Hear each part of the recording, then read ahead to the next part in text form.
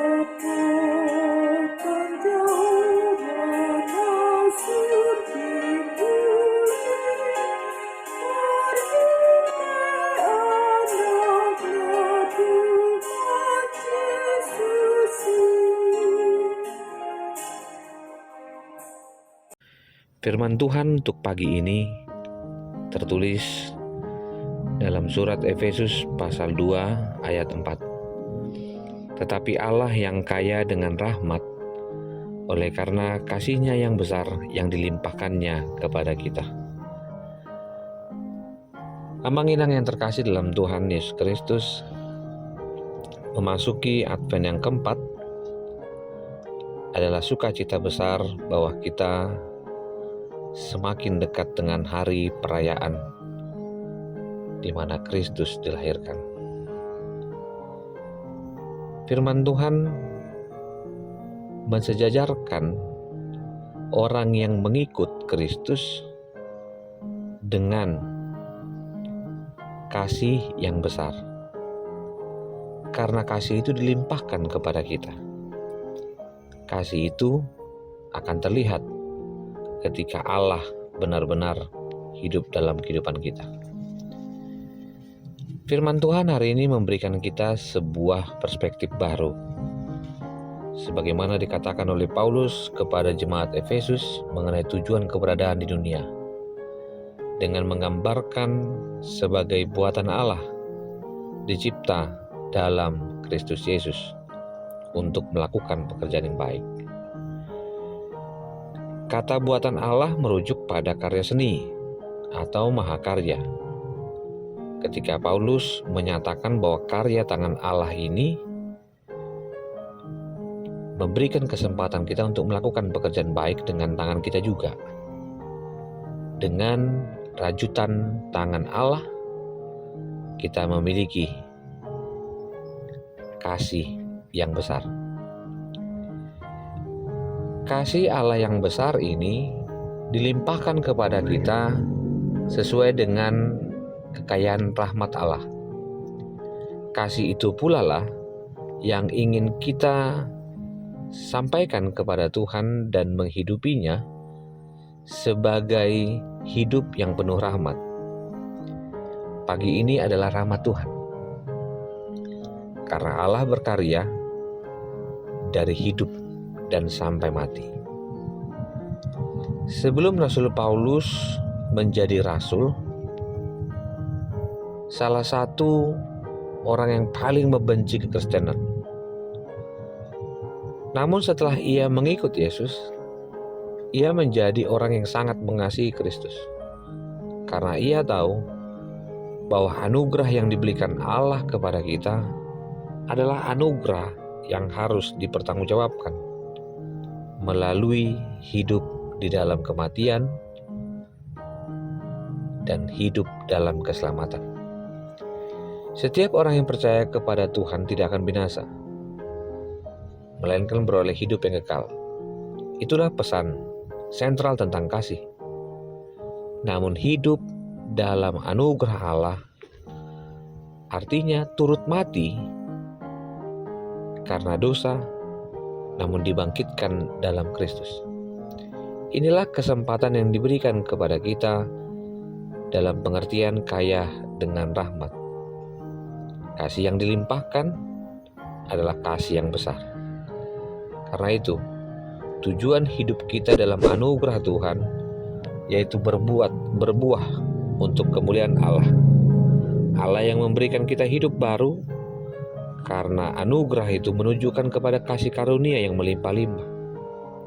Jika kasih Allah itu telah menyelamatkan kita, kita adalah orang yang telah diselamatkan dan disebut sebagai umat kesayangannya. Mari perlihatkan hidupmu sebagai orang yang telah diselamatkan. Mari tunjukkan dan berbagilah sebagai orang percaya. Jangan pernah menyimpan dan jangan pernah lari.